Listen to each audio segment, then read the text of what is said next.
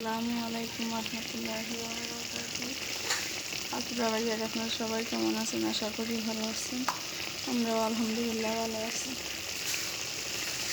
বন্যা আমাদের গিয়েছে, আবার বৃষ্টিতে প্রচুর বৃষ্টি হচ্ছে, কারণ আমাদের এখনও বাহিরে পানি।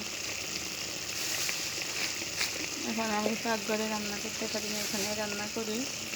তো আমি এখানে এই যে শুকিয়ে দিয়ে লতি দিয়ে বন্যা করতেছি।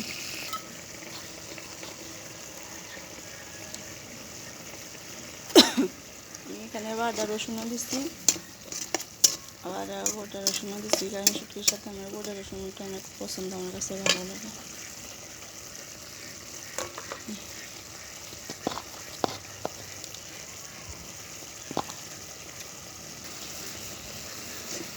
প্রথমে আমি হলুদ দিচ্ছি, এখন আমি মরিচ দিচ্ছি, আর এটার সাথে লবণও দিচ্ছি। এখানে এটা পানি দিয়ে একটু ভালোভাবে কষানো।